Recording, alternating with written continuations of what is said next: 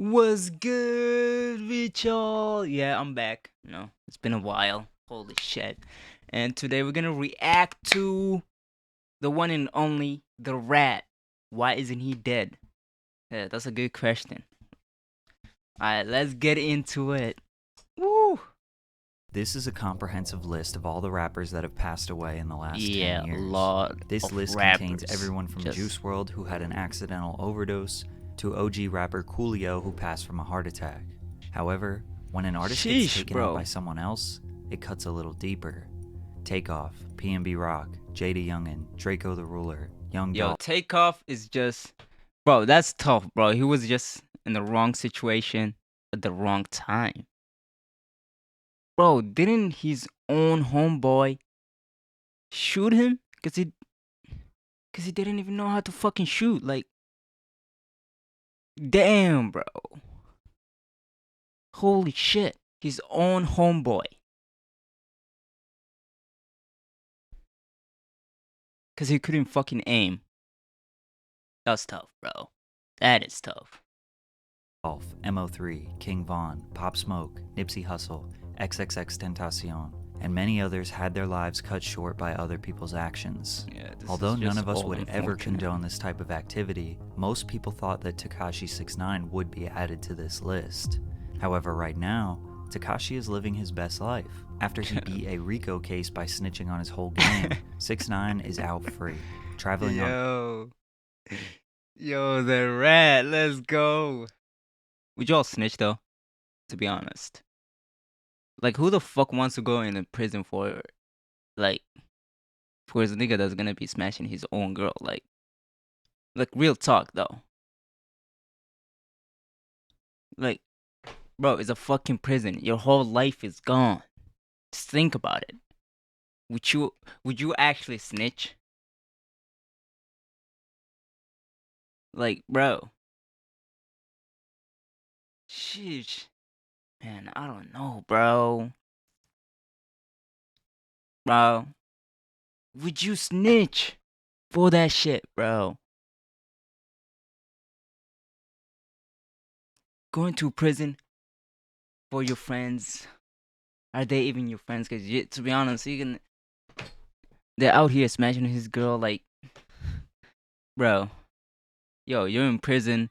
There's no respect after that, bro. Your girl definitely getting passed around, buddy.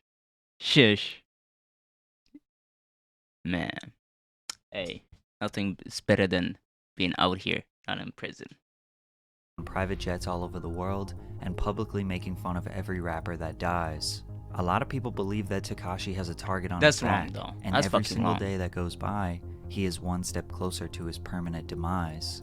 But Tekashi has survived everything we thought he couldn't do, and there are a few key reasons why. When 6ix9ine was released from jail in mid-2020, he remained quiet for a month. Nobody knew if he was ever going to show his face again publicly. To their surprise, the release of his song Gooba proved that he had no intentions of going anywhere. And to take it one step further, in the music video he embraced the label of being a rat or a snitch, after cooperating with the federal government to indict 12 of his former 9 Trey Blood gang members. Some of those men won't be getting out until 2030. The music video broke the YouTube record for the most views in the first 24 hours for a hip-hop song. Meek Mill tweeted that the song was trash and made fun of him for still claiming to be a gangster. Lil TJ said that he was the king of New York, and he doesn't like all that snitch rainbow hair shit going on in his city. Keep in mind that being labeled a snitch in hip-hop can potentially end someone's career, but a lot of 6ix9ine's fans empathize with him. He said his ex-gang members set him up, robbed him, assaulted the mother of his child, and even planned to kill him.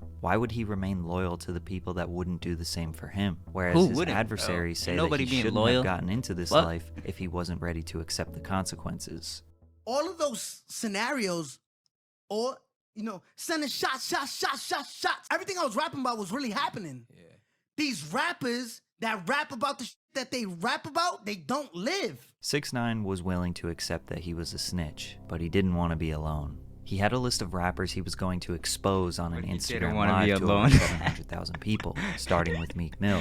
In 2019, Meek thanked a woman named Desiree Perez for helping him finally put his legal troubles behind him. Tekashi exposed that Desiree was a federal informant in the 90s. Perez, the wife of longtime Jay-Z wingman Juan Perez, became a cooperating witness for the DEA in the 1990s after her 1994 arrest for possession of 35 kilos of cocaine. Perez struck a deal with the feds, agreeing to wear hidden wires to record her meetings with major cocaine traffickers. 6ix9ine was confused why Meek would make fun of him, but then go and work with a federal informant. He went especially hard on Meek since this was all a promotional campaign for his track called Trolls with Nicki Minaj, who had a previous intimate relationship with Meek. He then called out Future, who posted on Instagram, "I believe if you hang with a snitch, you a snitch and deserve to expire." But Tekashi pointed out that Future hangs around people that 6ix9ine considers snitches. No He then cap, called bro. out Like, Snoop most Dogg, rappers exposing are fake alleged gangsters. paperwork Not even of gonna Snoop lie. Dogg snitching in the 90s, and using a video of 6ix9ine admitting that Snoop Dogg was a snitch as They're proof. just doing it for 6ix9ine the genuinely money, like, believes that any other it's rapper would fake do exactly what gangsters, he bro. did if they were in his situation. He doesn't like how rap fans and media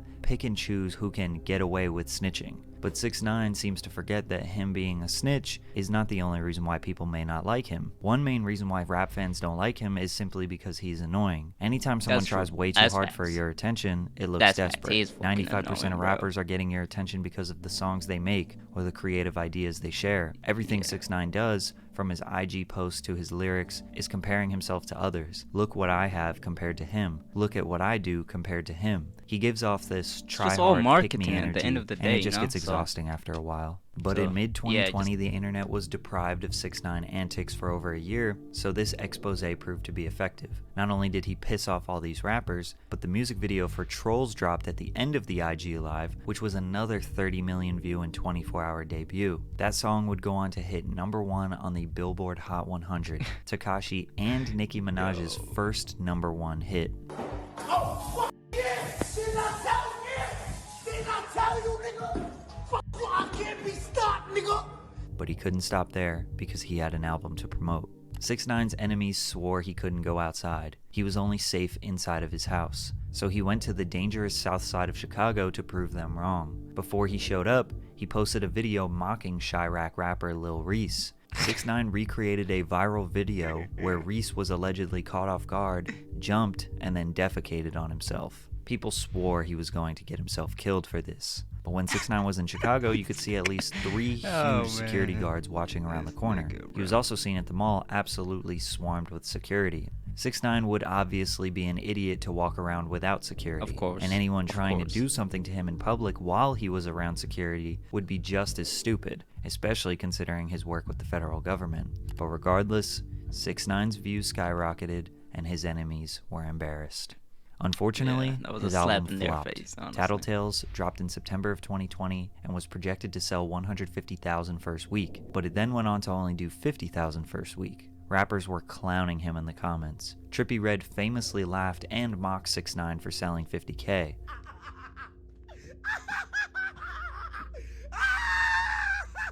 Then just last week in 2023, Trippie sold 50K with 22 features, including the biggest rappers in the music industry. But the only person who can really troll Tekashi is himself. He posted a video of him ripping down posters and passing out his album for free, begging people to listen to it. 6ix9ine fans immediately said that it's because he is blackballed from the industry, which is probably true. Anyone who associated with 6ix9ine would be risking their career and reputation. Artists, bloggers, playlist curators. He got no support from the music industry. Or maybe his music just isn't good. 6ix9ine's songs have sounded very similar since 2018. DaBaby and Gunna are known to be pretty repetitive, and it worked out for them for a while, but eventually, people get tired, especially when the odds are already stacked against you. Plus, a lot of the interest in his music was predicated on the drama and controversy it creates, rather than just simply how good the songs are. Tekashi just didn't bring anything new to the table with this album, and after this flop, he disappeared. His return in 2021 started with more beef. He pulled up on Meek Mill outside of a club in Miami.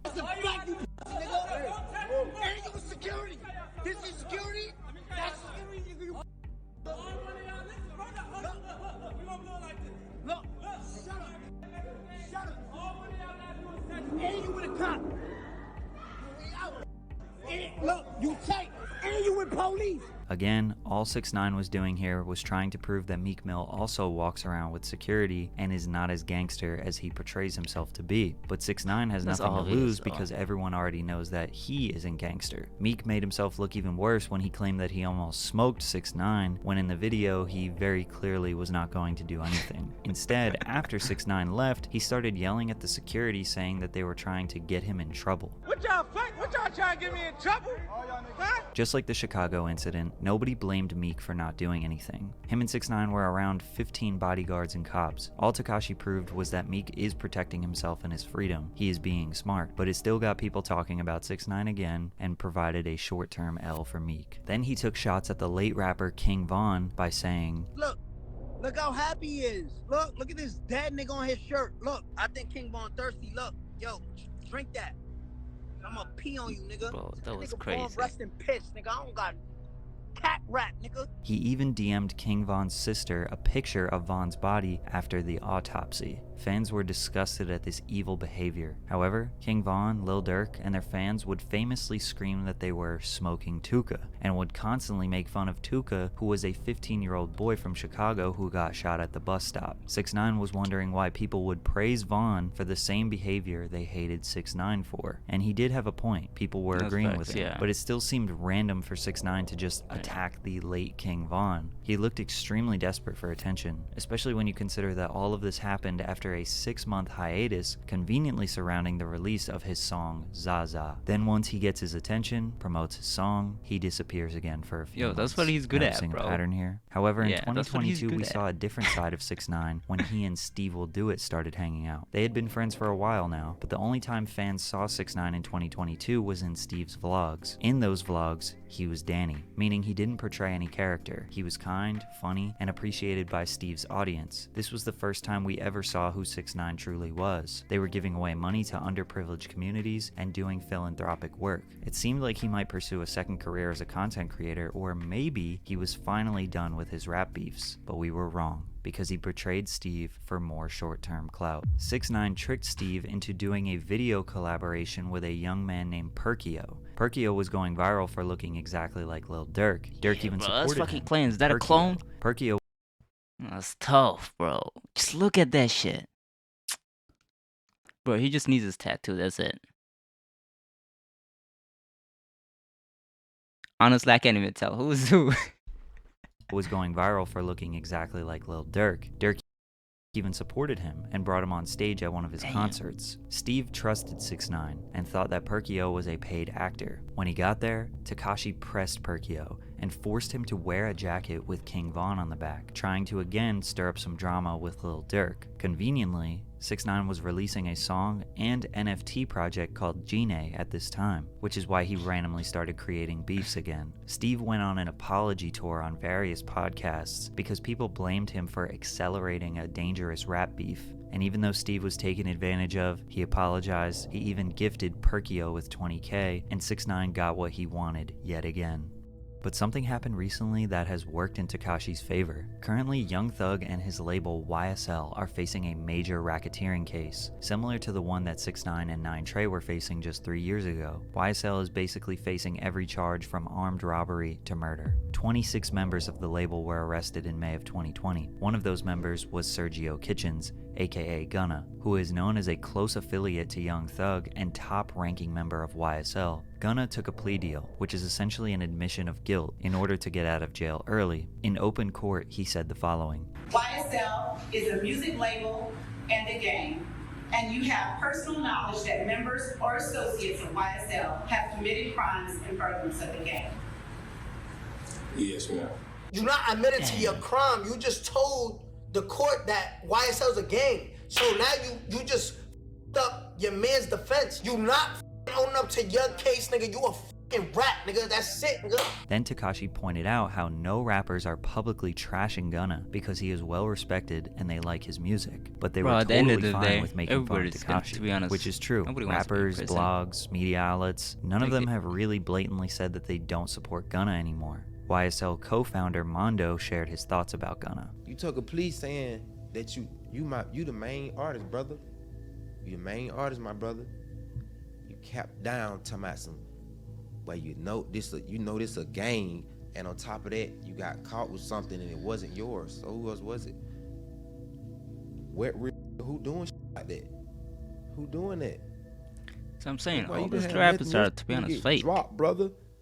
You know that, bro. What the hell? You panicked. But the funny thing is, They 6ix9ine all was panic right. The when it's general time for them public to go to does not care. prison. The whole sentiment online is that people will Bro, I'm still telling support you, Gunna's bro. music regardless of what happened. 6ix9ine has successfully convinced people that these rappers are maybe not as gangster as they say they are. This YSL case, along with the unsettling numbers of artists who have died in the past few years, fans are doubling down on not wanting their favorite rappers to be gangsters. They want them to be artists. They want them to make music, be safe, and live a good life. But I don't think that rap fans realizing this has helped 6ix9ine's career. When Lil TJ got shot, 6ix9ine laughed at him. When PNB Rock got shot, 6ix9ine made fun of him. If something bad happens to any other rapper, he feels obligated and justified. 6ix9ine made fun of him. If something bad happens to any other rapper, he feels obligated and justified to point and laugh because that didn't happen to him. Why? Because he knows that people would do the same if he got shot. If 6ix9ine was taken out, nobody would be surprised. A lot of people wouldn't even have remorse considering how many people he has taunted. He is too far gone now. But when 21 Savage spoke about 6ix9ine, it made me realize why he isn't dead. Even if I seen him, I don't got no intention to do nothing to you. You just a rat. You go your way, I go my way. It don't mean it's smoke. Just cause you call a nigga a rat, that don't mean you gotta kill him when you see him. That's just like saying any nigga you call a bitch, you gotta kill him. If you see a fan on the internet comment shit and you say, man, shut your little weird ass up. Oh, when I see you, I gotta do something to you. That ain't how that go. You could feel a type of way about a nigga and a nigga go their way and you go your way. A lot of the rappers that clowned on Tekashi don't necessarily want him dead. Maybe they just don't like him. Maybe he was an easy target for some jokes. In most cases, it was Tekashi who escalated these go beefs. to prison for and the more you rat think about it, it seems like 6ix9ine is the one who cares the most about what other people think. And all these other rappers are usually just minding their own business. But let's be honest, anyone who would attempt 6ix9ine would never be able to beat the case. And is that guy really worth throwing your life away for? No. And 6ix9ine knows this. So he's going to keep up his antics, and most likely, nobody's going to do anything. Exactly. That's 100% true, bro. Nobody gives a shit about a fucking rat. Who the fuck wants to go to a prison for a rat? Like, nobody, bro. Tripping. Well, anyway, that's it. I'll see y'all on next one. Peace out, y'all.